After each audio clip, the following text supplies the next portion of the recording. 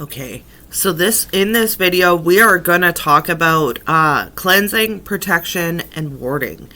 And we're going to talk about all of these kind of in that order. I want to start with cleansing. These are some of the three most basic type of spell work that you should be learning to do in the beginning of your practice. Obviously, there's a lot of research that you're going to have to do before we go ahead and get into protection and warding and banishing and things of that nature. But we are going to start to get into it a little bit fairly early on in your practice. So why do we need to talk about cleansing before we even talk about protection? Because cleansing is a huge part of setting up your space to be the most hospitable space for you to practice your practice within, whether you're doing meditation, whether you're doing spell work, whether you're reading tarot cards, whatever it is, you want to set up a space where your energy is neutral and very favorable to what you want to achieve in that particular work. Whether it's working with a deity and connecting with them and doing some of the working that you do devotionally with them,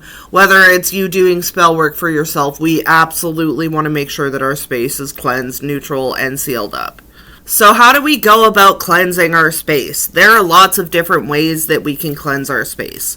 When we're talking about cleansing is usually or most commonly thought of as being like the herbal burning of a bundle or something like that around your space to cleanse out any energies and whatnot. We're going to talk about different methods of cleansing your home and your space and which ones I think are the most accessible and which ones are better. The number one thing that I recommend when it comes to cleansing your space is physically cleansing your space. This might be an unpopular opinion, but physically cleansing your space can do a lot for you. It can do a lot with removing stagnant energies. It can do a lot when it comes to removing entities, finding maybe items within your home that have nasty energy attached to them that need to be cleansed, especially if you're somebody that works with metaphysical items all the time like myself. Got 800 crystals and 12 pendulums and 16 tarot decks. Gotta go through that stuff more often to see if there's anything that's held onto or got some like sticky trapped energy on it. That'll be something we'll talk about a little bit later on. But even if you're not somebody who has a lot of metaphysical items and you are cleansing your space, physically cleansing and dusting and sweeping and all that stuff can be a really good way to set up your space either just with that or to set up your space for further cleansing and clearing rituals. So some of the most commonly used forms of cleansing for cleansing your space that everybody knows of is smoke cleansing. Some people call it smudging. That is a closed practice. Some people call it seining. Seining is also a Celtic closed practice, I believe, so you shouldn't be doing either one of them. But the practice of burning herbs, incense, and other resins for cleansing is very, very widespread amongst a large amount of different people. And what you use kind of varies depending on the exact purpose that you're trying to use and or where your belief system comes from. We very often see people smudging with sage and doing it incorrectly. I want to talk about some of the other items that you can use in order to smoke cleanse your home that are not cultural appropriation that you guys shouldn't be doing. Let's talk about cinnamon for the starter. I love cinnamon for cleansing and protecting a home. Not only does cinnamon have protective properties, cleansing properties, it also has money drawing and amplification properties. So if you're doing any other kind of working that has protected your home, utilizing cinnamon in your cleansing can help to amplify what's already there. Bay leaves are another really, really good way to go about cleansing your home. Now, bay leaves on their own are a protective and cleansing herb anyways, but you can push this a little bit farther by adding sigils or writing intentions with letters and things of that nature and putting those on the bay leaves and burning them to activate them. And also alternatively take the ash from these leaves and mix it in with water or a carrier oil and use that to draw sigils on your walls. The most highly recommended things that I see people and I tell people to use when they're cleansing their space in preparation to do protection or to do a banishing or to do building wards is to wipe everything down with vinegar. Apple cider vinegar is really, really good for cleansing as well, but I always just recommend that people use normal white vinegar. Almost everybody has it on hand. You can dilute it in water if you really can't handle the smell, but that is a fast, efficient, and cheap way for people to spiritually and physically cleanse their space. When we talk about smoke cleansing, if we're not going to use sage, what are some other things that we can use to cleanse our space with smoke? Rosemary is really good for this. Lavender is really good for this. Bay leaves are excellent for cleansing your space with smoke. Cedar is iffy. It is very heavily used in indigenous practices, but it's not fully closed. You have other options that could work better for you. Sandalwood or sandalwood incense, frankincense, or myrrh incense are also really good to use for cleansing your space. You can put salt dishes around your space, moving away a little bit from smoke cleansing. You can use salt dishes or dishes of other herbs or crystals that absorb energies.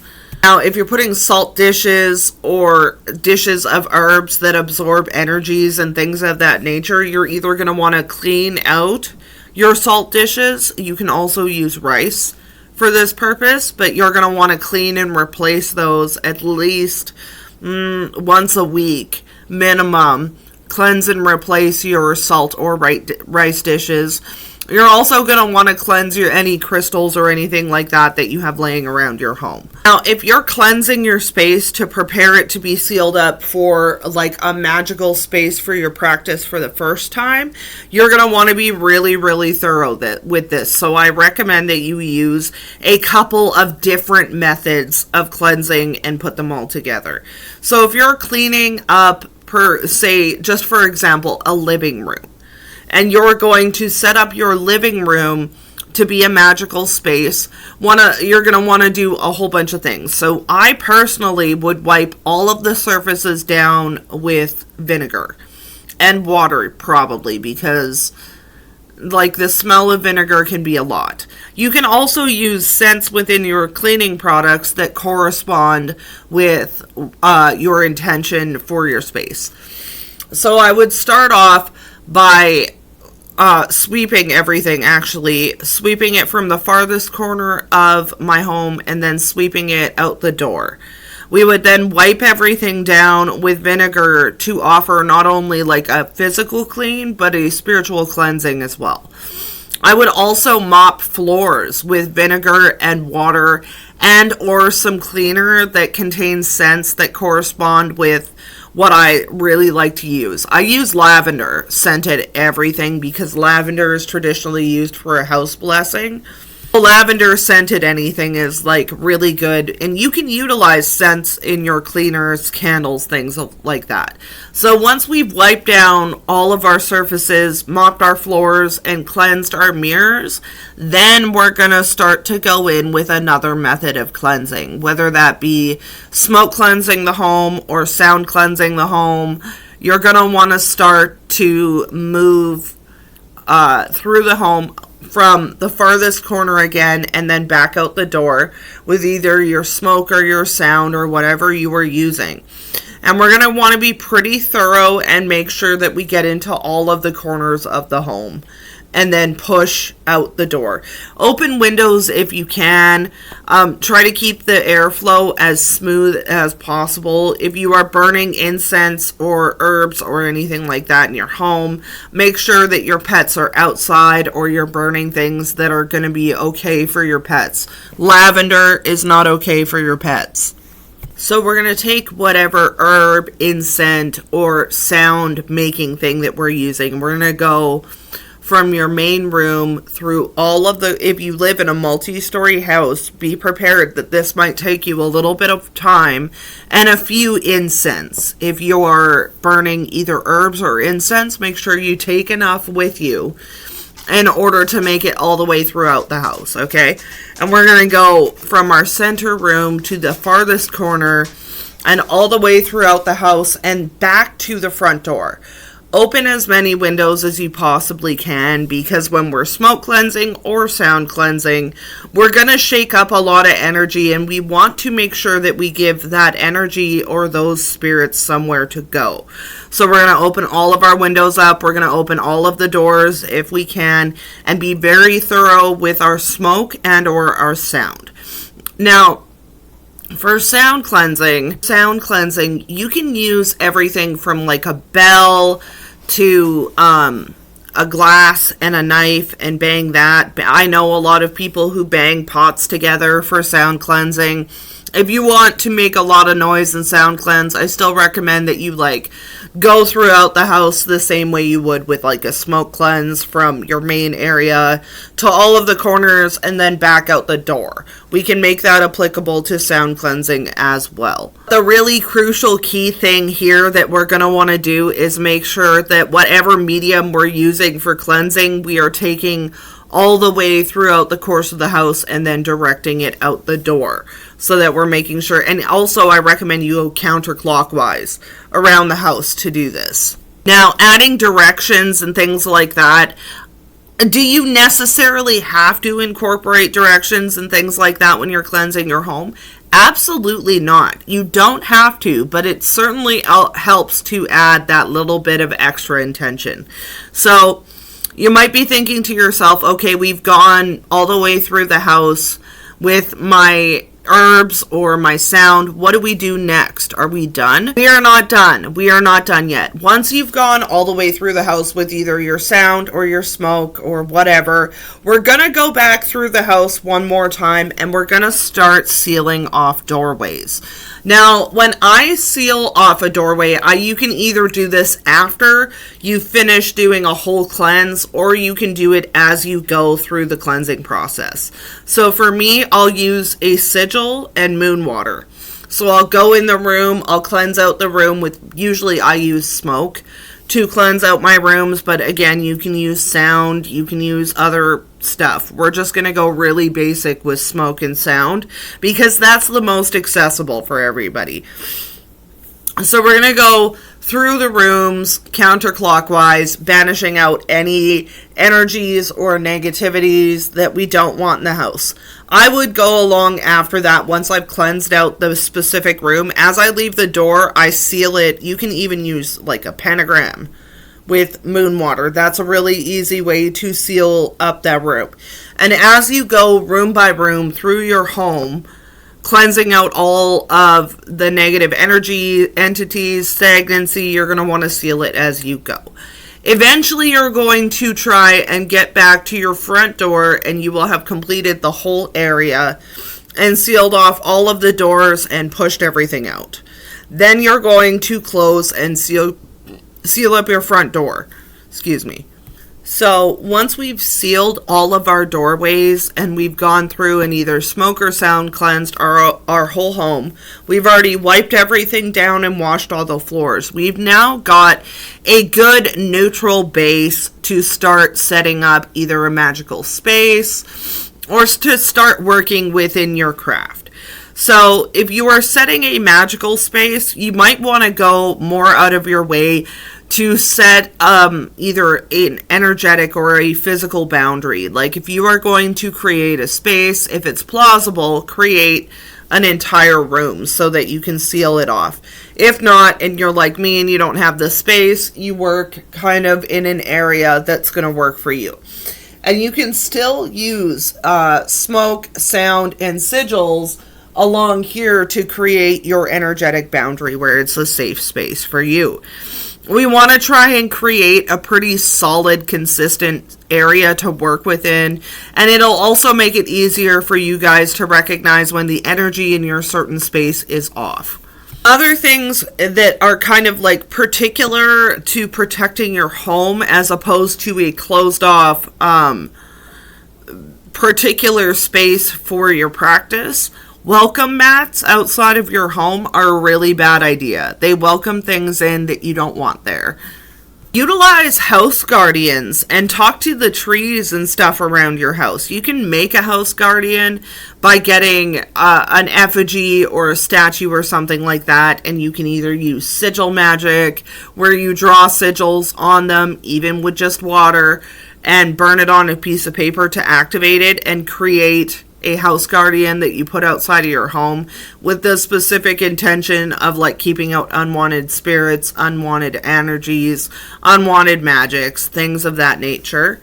Talk to your trees and things like that as well. When you speak to your trees and the plants outside your home, you can often ask those plants to provide you with protection and things of that nature, and those trees and the plants are able to kind of transmute that energy into the dirt where it becomes more neutralized. So work with the plants and the things like that within your home and also on your property. If you're somebody who works or has a lot of crystals, I've said this a million times, crystals are a really good way to protect your space and prevent negative interference. So some of the real basic crystals that I recommend for people to have within their home is like selenite, obsidian, clear quartz, rose quartz, sodalite, hematite, and tourmaline, black tourmaline. All of those crystals about your home will help to create a pretty neutral energy flow. Also love jaspers for grounding effects and moss agate for grounding as well. You can utilize placing crystals and different plants, even fake plants, as representations of certain plants and things around your home to create a protective barrier or create a neutral space that'll be good for you to work in within your practice. Another really simple thing that you can use for protection is an upturned broom at a door to keep out unwanted visitors. Protecting your home doesn't have to be a super complicated, detailed thing. You can do very, very small things outside of your home to offer protection and keep spiritual interference at a minimum for you. Don't be afraid to go and look around your home and see what's already there when it comes to protection. Do you have red bricks outside your home? Perfect. That's a protective thing, and you can take small pieces of that and put them outside your doorway to prevent spiritual interference from coming in. Do you have clover that grows in your yard? Great. You should pick some of that clover and put that at your doorways and above your windows and stuff, because clover also helps repel spirits. You can put mirrors that you have put return to sender sigils on facing your doorways so that if anybody comes around that means you harm, they will turn around and leave. They won't be able to enter your home, and that applies to spirits as well. Do you have old and rusty iron nails lying around your home? Put them at your doorways and entrances after you've cleansed in order to seal your home out from any kind of like heavy interference from spirits or things of that nature. It's gonna sound a little bit redundant, you guys, but like one of the easiest ways to protect and seal off your space on a budget is with just water and sigils. And I will be putting up some videos that have sigils, or you can message me and ask me if you need sigils, for sigils that you can use to clear up your home. Actually, if I can edit some in here, I will put some in here, but I'm like really new to filming YouTube, so I don't know if I'm going to be able to pull that off. Another type of protection that we want to talk about is like personal protection, or protection like jewelry and things like that that you wear. You can also create protection for yourself in your jewelry, your tattoos, and your makeup. You can actually get protective tattoos tattooed on you. But one of the most common ways that I see people utilize like personal warding is through jewelry. You find a jewelry with a piece of something that reminds you of whatever. And you can either go ahead and charge that piece of jewelry with the intention of protecting you. No, it doesn't have to be a big fancy ritual or anything like that. You can quite literally just purchase something that you feel is associated with protection and kind of just feed it that property, and it will do what you want with it. You want to be fancy and you're somebody who has oils or things of that nature, you can go ahead and take that protective jewelry and anoint it with like olive oil or sandalwood oil, or run it over some incense that are associated with protection and cleansing as well to add those properties to them. It doesn't have to be big and elaborate. It can be smaller and more simple. If you're getting a tattoo that's protective, what I recommend that you do is take a copy of the image and burn it with protection sigils on it in order to activate the protective properties of your tattoos. Ways that we can go about building personal protection is little satchels, little like spell bags that you can make out of any kind of fabric that you find around your house.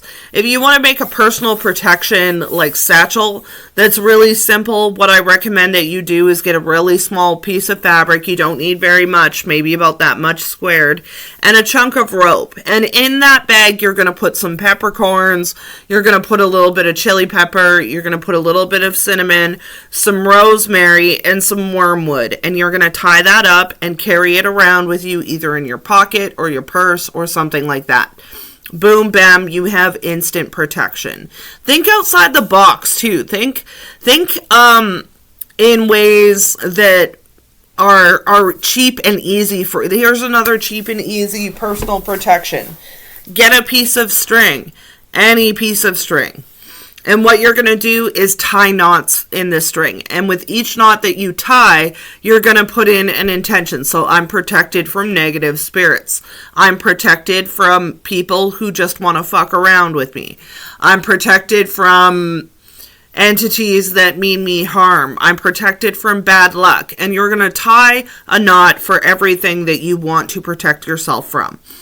When you're done tying those knots, you're going to take that piece of string and you're going to wear it as a bracelet and tie it on with 3 knots to seal it, and you've made yourself a protection ward.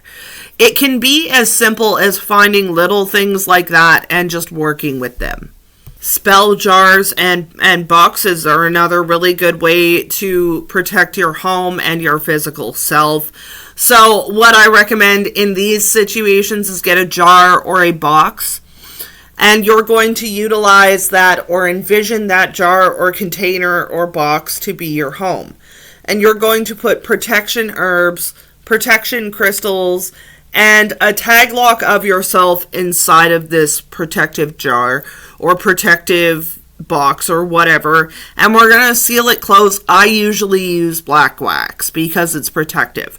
We're going to create that protection and we're going to tuck it away somewhere and just occasionally check on it and feed it energy. But that's another really quick and efficient way that you can use crap from your kitchen like black pepper, salt, rosemary, and garlic inside of that box and create a really solid ward. Dishes of rice and salt left around your home can be really useful as well because they allow for like a constant source of neutralization of the energy in your home. Salt is a substance that is able to transmute the outcome or the kind of source of an energy because it will neutralize it. These don't have to be big, fancy, elaborate dishes of salt either. You can get something really small and just put a little bit of salt or rice around it and put it in the corners of your home for protection. Now, if you're somebody who's already practicing a little bit more heavily and you find that you need a heavier, deeper type of ward, let's talk about why you might feel like your basic wards are not working and what we can do to change that. So if you're somebody like myself who does social media and you're constantly coming in contact with other witches, other types of magic, other energies, and we're struggling to keep our space well warded, we're going to talk about how to troubleshoot that and figure out where this is. And this can also apply to new practitioners who spend a lot of time on spiritual TikTok and witch talk and shit like that. So what we need to remember in this situation is when you interact with like witchcraft and online social media and stuff like that, you're exposing yourself to a lot of energies that you can't control. And that may be witches with bad vibes. That might be egregore energies that run around on these places and just feed and thrive on the fuckery. Or it could be entities and spirits that you are not either prepared to deal with or just simply don't want to deal with. If you're somebody who has your physical space and your personal self fairly well warded, we're going to talk a little bit about wards for our phones and wards for social media. So one of the things that I recommend that you guys do is smoke or sound cleanse your phones to cleanse away any energy. And also, if you have a phone case like I do, put sigils inside your phone case to lock your phone. You can also use a sigil on the front of your phone to lock your phone. If you're on witch social media and you're not protecting your phone or your devices, you're leaving yourself very open to have influence and kind of sticky, yucky energy. Now, we may have built a basic ward with some herbs and whatnot and put together protection stuff. So you use stuff like black salt, rice, normal salt, wormwood, things of that nature. Let's talk about return to sender wards and protection, because this is another step that's going to be really important and really crucial for you guys. So you've got your wards up and you notice that your wards and protection, something's funny. And so you check into it and you've got, sure as shit, you've either picked up an energy, somebody's done something, and your wards have been hit. Now what do we do? So we are going to go ahead at this point and do divination and determine whether or not a return to sender is a good option. Now, if you don't have return to sender stuff worked into your wards, which if you're a beginner, you probably won't, we're going to want to do a return to sender situation. If you are a very new beginner, I recommend that you find another practitioner to help you out with this. But if you're a mid-level beginner witch, you can probably handle this on your own. So what we're going to want to do is cleanse out our space, but we're going to do a couple of steps first. We're going to do a little bit of divination, and in some situations people will teach you that if you don't know who sent whatever, you can't do a return to sender. That's not true. What I recommend that you do if you have something knock your wards is, and this is kind of like a banishing, but it's more of a return to sender if you haven't already built that into your wards, which you should. We're going to get a candle. I usually use a black candle, and we're going to actually light it upside down. Now, optionally, you can do banishing herbs like pepper, wormwood, garlic, things of that nature, and dress even a chime candle and burn it upside down as a faster return to sender. But even I like, for the simplest return to sender, just carve whatever it is, bad energy, a name, bad magic, whatever, carve it into your candle and burn it upside down. We're then going to rebuild our wards to have return to sender type of properties by adding things such as mirror shards, wormwood, reversal sigils on paper and or the ashes of reversal sigils, and iron nails into our warding system in order to provide the return to sender aspect pretty immediately. Incorporating return to sender elements to a ward or a protection, whether it be your personal wards or your house wards is a really fast way to ensure that whatever energy returns to where it came from, usually without amplification. You can add amplification if you like to add that, but it is not necessary. For a baseline return to sender ward, you just really want to send it back where it came from and not have to deal with it anymore. Like it's literally like go back where you came from and don't come back around here. Mirroring sigils and mirroring herbs can be really useful for this type of thing. Some of the herbs that I recommend for warding are not the most basic of herbs, okay? But some of them are. So let's really quickly talk about some different herbs that you can use for not only your personal wards to consecrate your jewelry, for your house wards to leave around your home, but also in return to sender type of workings. So some of the really simple ones are garlic, pepper or peppercorns, salt. Protection, you can use rosemary, you can use thyme, you can use cinnamon. I recommend that you use cinnamon in all of your spells because it's an amplifier. Now, particularly pertaining to return to sender, some of the ones that I want to talk about are peppercorns. Peppercorns help you to peacefully dispose of an enemy, and it also helps to banish any negativity. Another one that's not so common, but that I recommend you guys get if you are making wards is stinging nettles. I know that not everybody can afford to go and get these plants. That's why I'm giving you guys options that don't include plants that you have to go and buy. So you can even just make wards out of salt and pepper. Let's just be real. But for return to sender, so we're going to want sigils, we're going to want peppercorns, we're going to want wormwood, nettles, and probably a commanding ingredient, so something like cloves, something like calamus root, or sweet flag, and or like morning glory as a binding agent. However, if you are a really broke witch and you can't afford to go get all that stuff, if you've got pepper, a black candle, and some kind of thread, you can do a binding and return to sender just by putting the return to sender, binding it up, flipping it upside down, and burning your candle in reverse.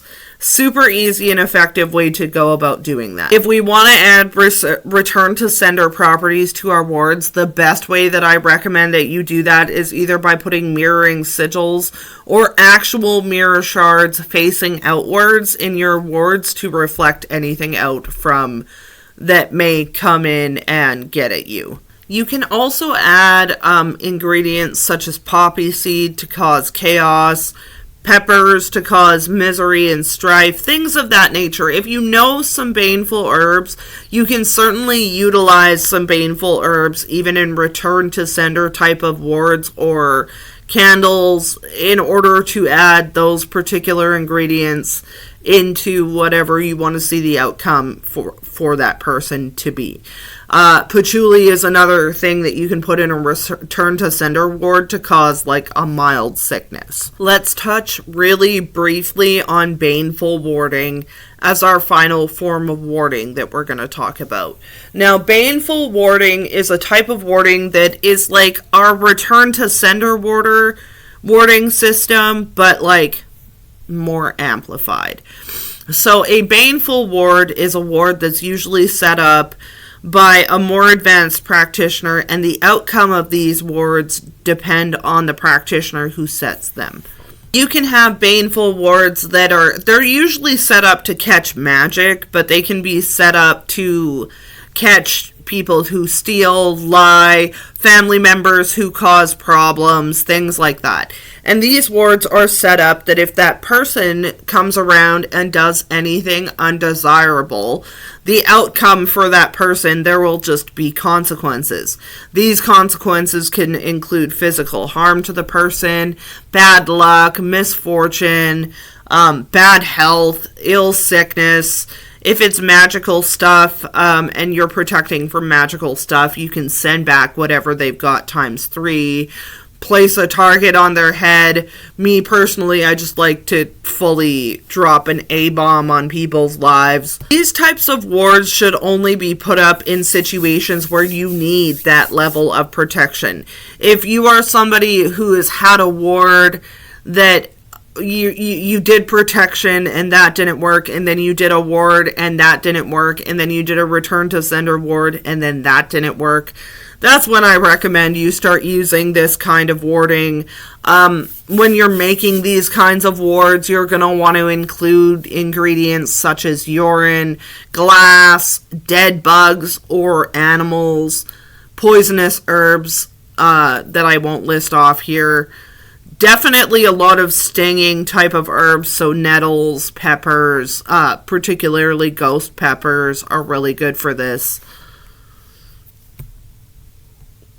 You're also going to want to, if you're a practitioner who doesn't work with entities, that's fine. But when you're doing any type of warding, whether it be baneful, non-baneful, return to sender, now would be a really good time if you're someone who works with entities or spirits to work with protective deities, protective animal spirits, and things of that nature, protective ancestors, to help to infuse those properties into whatever kind of ward that you're building, be it basic, return to sender, or baneful. We want to infuse as many barrieristic and protective properties into these wards or spells. And let me clarify that a ward can be done by building a candle that you burn all the way through, and then you put that ward. But those wards need to be maintained. So you're going to want to write down whatever you did and redo that ward periodically in order to make sure that it stays active and efficient. Warding is not something that you like set a ward one time and then just never do anything else with it again. You have to upkeep these. The same way like you can't set a money bowl and not add to it and expect it to keep giving to you. You would have to be more like, you have to stay on top of that. You have to add to the wards, add to the protections, add to the spell, keep feeding it energy. It will stay effective and they'll keep working for you guys. It'll keep protecting your space from that spiritual interference, any other witchcraft, astrally protecting you. We're going to talk about that in a minute. We want to ensure either way that we have multiple layers of protection. Protection is not a one and done. You don't do one ward and then never do another ward. You don't do one protective working and never do another protective working. You are going to want to stay on top of cleansing your space, updating your wards and feeding your wards, and doing regular protection. It is an upkeep type of situation. It takes maintenance to maintain a solid, secure space to practice your witchcraft within. If you are a practitioner and you suspect that there is something in your space and that you need to cleanse it out, some of the ways that you can go about determining that is through divination. It can be through bone throwing, charm reading, tarot readings, pendulum readings, things of that nature. Divine to find out if there's something within your space. You can also do an egg reading, which I highly recommend that every witch learns how to do. They are the best diagnostic tool that you've got in witchcraft. If you need a demonstration as to how to do an egg reading, I have videos on my TikTok that will show you. But if you feel as though there's something off in your space, doing an egg reading can be a really quick way of finding out. What we would do is take the egg and run it over our whole body the same way that we would do any other time we do an egg reading. You're going to crack your egg into a glass of water and leave it there for about 5 to 10 minutes, and then we're going to interpret. We're going to look for any spikes in above our yolk. We're going to look for bubbles that are floating around the top of the glass. We're going to also look for shapes of figures, faces, or bubbles that are laying low within the egg. All of these can be indicators of a spirit, an entity, a deity, or negative energies and magics within your space. A match test is another really good way to find out whether or not you've got any entities or energies within your space. that needs to be cleansed out. So what we're going to do is light two matches with the intention of finding out if there's anything within the space. We're going to drop the matches into a dish of water and watch where they go. If they separate, there's nothing that you need to worry about. If they touch, you need to do further investigation. And if they cross over, it's a yes, and there's something within your space and you need to do a cleanse. There are lots and lots of different simple tests that you can do to find out if your space needs to be cleansed or if you've had a ward hit. But the egg reading is the number one way that I recommend that you guys learn how to diagnose your situations, because it does give you so much information, all the way from hexes and curses, spirits, and health conditions possibly showing up. So once we've done kind of our determination to find out if you guys have something in your space, and or you've already done your return to sender, what are the follow-up steps that we need to take? So you need to do a cleanse for yourself, your physical cleanse. And one of the best ways that you can cleanse your body, just like one of the best ways that you can cleanse your physical space is to physically cleanse, I recommend that you guys go have a whole ass shower. Particularly focusing on like your hair. Your hair holds energy really strongly, so you might want to go in the shower if you've encountered something within your space that you don't like, and give yourself a really good scrub, and that will help to lift some of that energy off of you. There are certain situations and certain beings that this won't work with, but it's a good way to reset if you feel like you've encountered something in your space that you don't necessarily love. Now, if you do find that you're having interference, or maybe you've caught some energy or something like that, and you're finding that this is a repetitive occurrence and you're having to do a lot of egg tests, a lot of house cleansing, a lot of resetting, things like that, one of the most important things to do is troubleshoot that and figure out where exactly you're missing things. Like if you're finding that you're trying to set your spiritual space up, you're trying to protect yourself, and you're having a constant issue with either having interference, imposters coming in, just bad vibes, whatever, we need to kind of go over everything with a fine-tooth comb to see where that stuff is coming in. So the things that I recommend that you check in this situation are, do you have protection for your dreams and your sleep? When you're more vulnerable to being outside of your body? Have you sealed your windows? Do you have protections on your phones? Do you have protections on your pets? Are you cleansing your space in your home regularly? Do you have specific protection set up for when you do divination?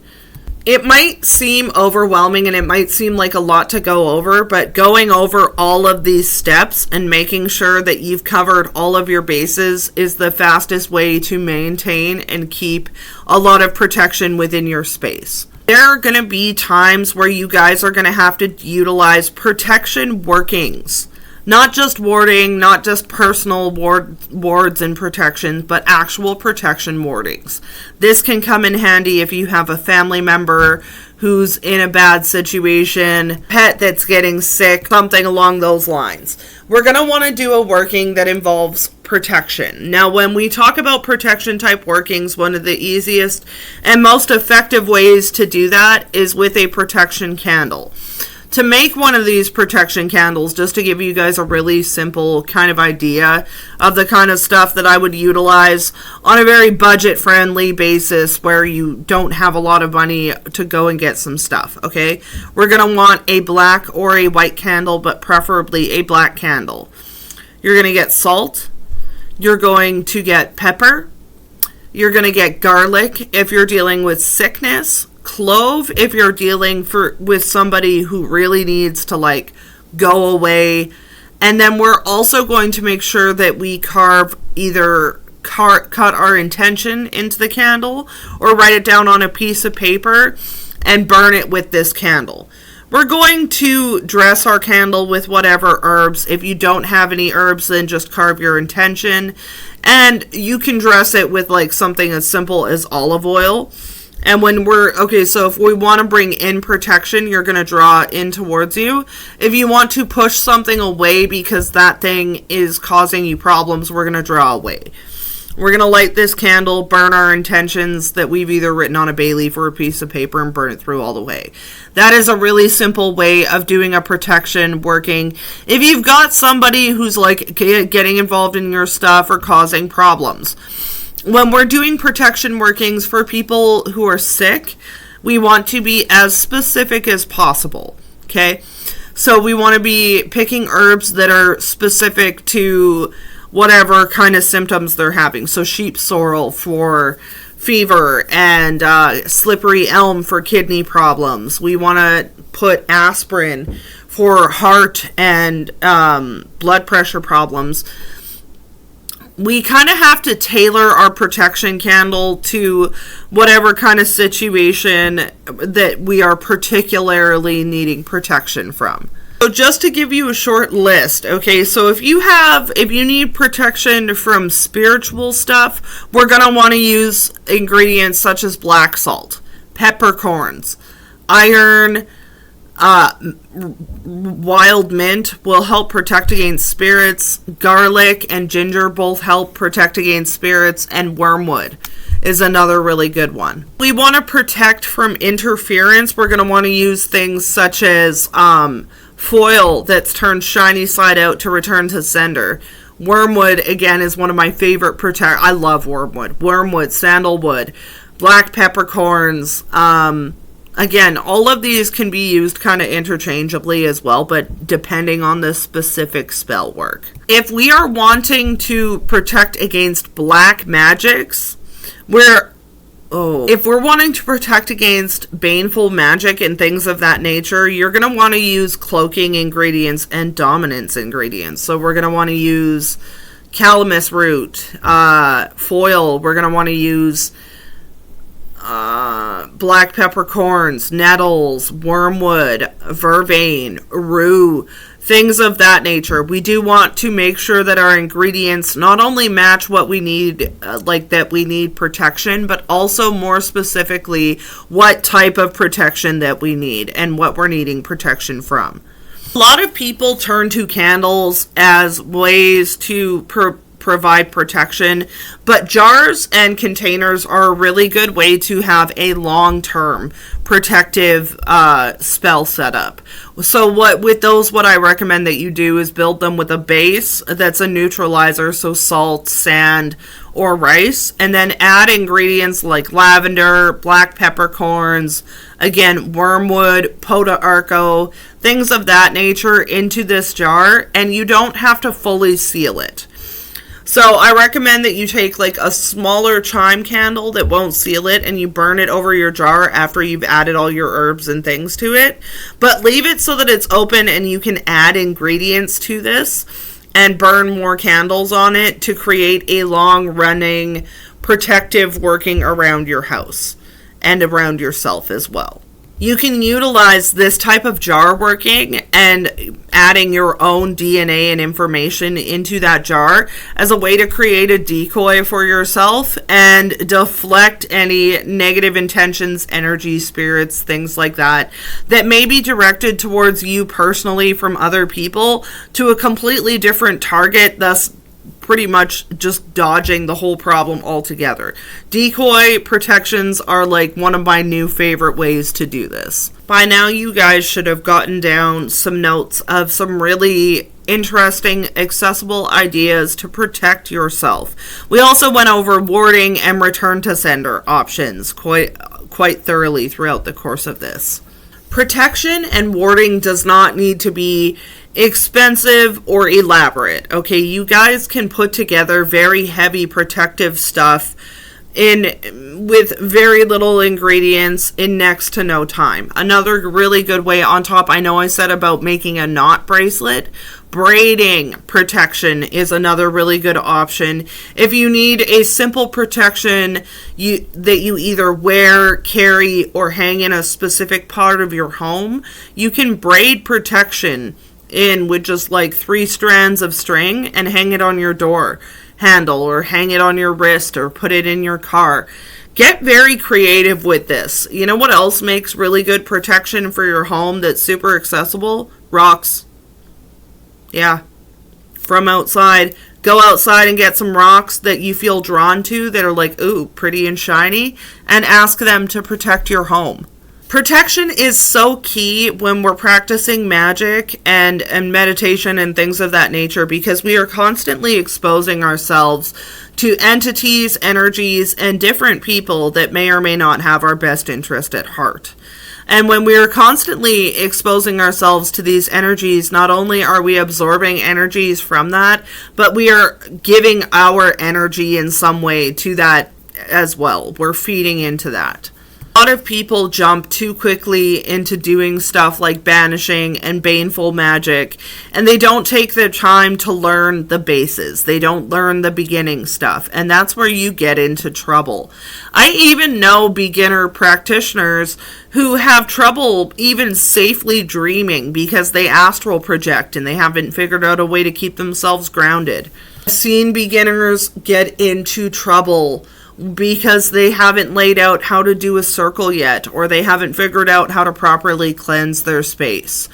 It might take you guys a year or 2 years of just doing warding, casting circles, and cleansing your space before you get that down to a point where you're able to move forward from that practice and move into something else.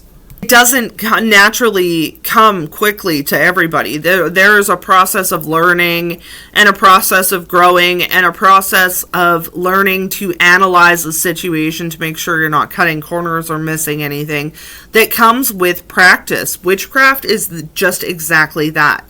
It is a practice, and what might work for one practitioner may not work for another. But just because you do one, if you try something one way and it doesn't work, try it again. If it doesn't work after that, then we're going to try it a different way. There are so many options for heavy protection, protecting your home and cleansing that are easily available to anybody, like sweeping, making wards out of things around your home, rocks, string, sticks, things like that. We don't have to constantly focus on spending a big amount of money, having all of the elaborate herbs and things of that nature, okay? You can really do this with the bare bones, but you want to have a very solid grasp on protection. And another big part of that, I mentioned the egg reading, is diagnostics. Diagnostics are going to be your best friend when it comes to whether you're practicing witchcraft for yourself, whether you're doing tarot readings.